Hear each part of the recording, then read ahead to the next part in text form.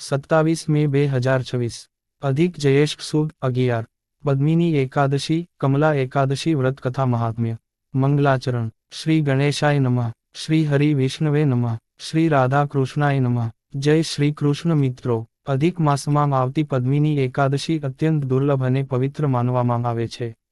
આ એકાદશીને કમલા એકાદશી તરીકે પણ ઓળખવામાં આવે છે. શાસ્ત્રોમાં કહેવામાં આવ્યું છે કે આ વ્રત કરવાથી હજારો અશ્વમેઘ યજ્ઞનું ફળ મળે છે, પાપોનો નાશ થાય છે અને અંતે મોક્ષ પ્રાપ્ત થાય છે. જે ભક્ત સચ્ચા મનથી આ એકાદશીનું વ્રત કરે છે, ભગવાન શ્રીહરિ તેની દરેક મનોકામના પૂર્ણ કરે છે. પદ્મિની એકાદશી ક્યારે છે? વર્ષ 2026 અધિક જયેષ્ઠ સુદ એકાદશી 27 મે 2026 બુધવારના દિવસે મનાવવામાં આવશે. આ દિવસે કમલા એકાદશી અને પદ્મિની એકાદશી બંનેનું વિશેષ મહાત્મ્ય છે. પદ્મિની એકાદશીનું મહત્વ પુરાણોમાં જણાવાયું છે કે વર્ષમાં આવતી બધી એકાદશીઓમાં અધિક માસની પદ્મિની એકાદશી સર્વોત્તમ છે. આ દિવસે ભગવાન વિષ્ણુ અને માતા લક્ષ્મીની વિશેષ કૃપા પ્રાપ્ત થાય છે. પદ્મિની શબ્દનો અર્થ કમળ જેવો પવિત્ર અને દિવ્ય છે. માતા લક્ષ્મી કમળ પર બિરાજમાન હોવાથી આ એકાદશી કમલા એકાદશી તરીકે પણ પ્રસિદ્ધ છે. જે વ્યક્તિ આ દિવસે ઉપવાસ, જપ, દાન, કથા શ્રવણ અને જાગરણ કરે છે તેના જીવનના બધા દુઃખો દૂર થાય છે. વ્રત વિધિ: એક દિવસ પહેલાં સાંજે સાત્વિક ભોજન કરવું, બ્રહ્મચર્યનું પાલન કરવું, મનમાં ભગવાનનું સ્મરણ કરવું. એકાદશીના દિવસે વહેલી સવારે ઉઠવું, ગંગાજળથી સ્નાન કરવું, પીળા કે સફેદ વસ્ત્ર ધારણ કરવા, ભગવાન વિષ્ણુ અને માતા લક્ષ્મીની પૂજા કરવી, તુલસી પત્ર અર્પણ કરવું, ઓમ નમો ભગવતે વાસુદેવાય મંત્રનો જપ કરવો, પૂજામાં શું ચઢાવવું, તુલસી, કમળનું ફૂલ, પીળાંગ ફૂલ, ફળ, પંચામૃત, ધૂપ દીપ, ખીર અને મીઠાઈ. પદ્મિની એકાદશી વ્રત કથા પ્રાચીન સમયમાં ત્રેતાયુગમાં મહિષ્મતી નામનું એક ભવ્ય રાજ્ય હતું. ત્યાં કૃતવીર્ય નામના પરાક્રમી રાજા રાજ કરતા હતા. રાજા ખૂબ જ ધર્મપ્રાયણ અને પ્રજાવત્સલ હતા. રાજાની અનેક રાણીઓ હતી, પરંતુ પદ્મિની નામની રાણી સૌથી પ્રિય હતી. તે અત્યંત સુંદર, પતિવ્રતા અને ભગવાન વિષ્ણુની મહાન ભક્ત હતી. રાજા પાસે બધું હતું, ધન, વૈભવ, સેનાઓ, મહેલો, પરંતુ સંતાન નહોતું. સંતાન ન હોવાને કારણે રાજા અને રાણી ખૂબ દુઃખી રહેતા. સંતાન માટે તપ: એક દિવસ રાજાએ વિચાર કર્યો, મારા જીવનમાં બધું છે, પણ સંતાન વિના જીવન અધૂરું છે.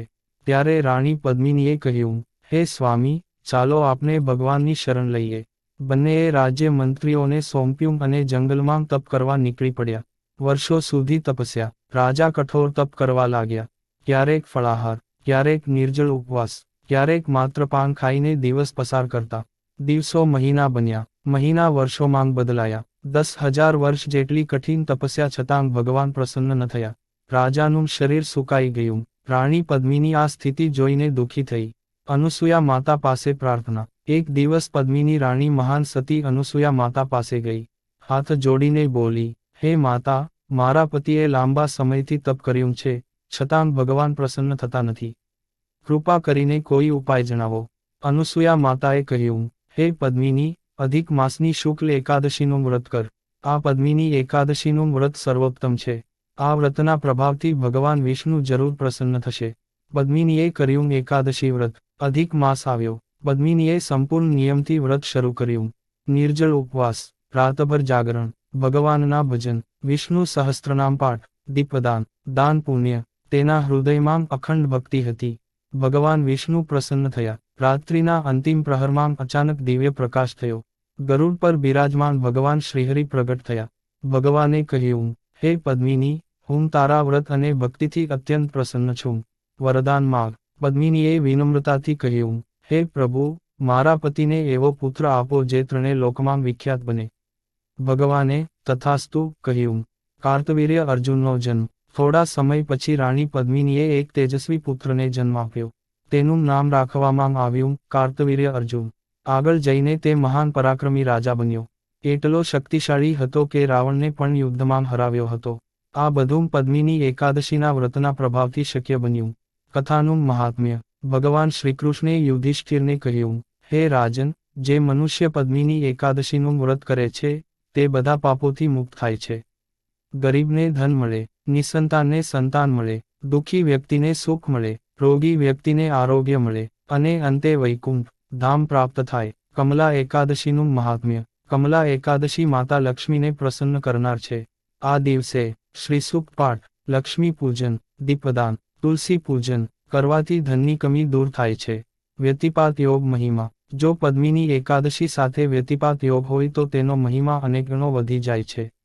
આ દિવસે કરેલું જપ, તપ, દાન, પૂજા, ગાયત્રી જપ અક્ષય ફળ આપે છે. શું કરવું? ભગવાન વિષ્ણુનું સ્મરણ, ગાયને ચારો ખવડાવવો, ગરીબોને દાન કરવું, તુલસી પૂજન, હરિનામ સંકીર્તન, રાત્રિ જાગરણ. શું ના કરવું? ક્રોધ, ખોટું બોલવું, માંસાહાર, નશા, ચોખા ખાવા, પરનિંદા. પારણા સમય. દ્વાદશીના દિવસે સૂર્યોદય પછી શુભ મુહૂર્તમાં પારણા કરવું.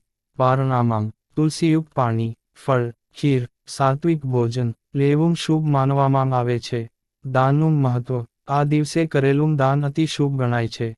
દાનમાં અન્નદાન, જળદાન, ગૌદાન, વસ્ત્રદાન, ઘી, ફળ, સોના ચાંદીનું દાન મહાપુણ્ય આપે છે. પદ્મિની એકાદશી જાગરણ. રાત્રે ભજન, કીર્તન, વિષ્ણુ સહસ્ત્રનામ, ભગવદ્ ગીતા પાઠ કરવાથી અપરંપાર પુણ્ય મળે છે.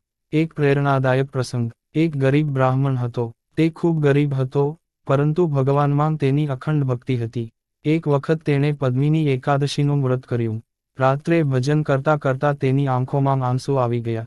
તે બોલ્યો, હે પ્રભુ, મારી પાસે આપવાનું કશું નથી, માત્ર ભક્તિ છે. ભગવાન તેની ભક્તિથી પ્રસન્ન થયા. થોડા દિવસોમાં તેનું જીવન બદલાઈ ગયું. તેને ધન, માન અને સુખ મળ્યું. આ કથા શીખવે છે કે ભગવાનને વૈભવ નહીં, ભક્તિ પ્રિય છે. ભગવાન વિષ્ણુના પ્રિય મંત્ર. વિષ્ણુ મંત્ર. ઓમ નમો ભગવતે વાસુદેવાય. શ્રીહરિ મંત્ર. ઓમ વિષ્ણવે નમઃ. લક્ષ્મી મંત્ર. ઓમ શ્રીં મહાલક્ષ્મ્યૈ નમઃ. પદ્મિની એકાદશી પર વાંચવાના પાઠ. વિષ્ણુ સહસ્ત્રનામ, શ્રીસૂક્ત, ગજેન્દ્ર મોક્ષ, ભગવદ્ ગીતા, નારાયણ કવચ. એકાદશીનું વૈજ્ઞાનિક મહત્વ. ઉપવાસ શરીરને શુદ્ધ કરે છે. પાચનતંત્રને આરામ મળે, મન એકાગ્ર બને, સકારાત્મક ઉર્જા વધે, આધ્યાત્મિક શક્તિમાં વૃદ્ધિ થાય. ભક્તિનો સાચો અર્થ. માત્ર ઉપવાસ નહીં, સાચી એકાદશી એટલે મનની શુદ્ધિ, સારા વિચારો, દયા, સેવા, ભગવાન પ્રત્યે પ્રેમ. અંતિમ ઉપદેશ. જે ભક્ત શ્રદ્ધાથી પદ્મિની એકાદશીનું વ્રત કરે છે, કથા સાંભળે છે અને ભગવાનનું સ્મરણ કરે છે, તેના જીવનમાં સુખ, શાંતિ અને સમૃદ્ધિ આવે છે. ભગવાન શ્રીહરિ અને માતા લક્ષ્મી સર્વના જીવનમાં આનંદ, આરોગ્ય અને સમૃદ્ધિ વરસાવે. સમાપન પ્રાર્થના. શ્રીકૃષ્ણ ગોવિંદ હરે મુરારે, હે નાથ નારાયણ વાસુદેવ. ઓમ શાંતિ શાંતિ શાંતિ.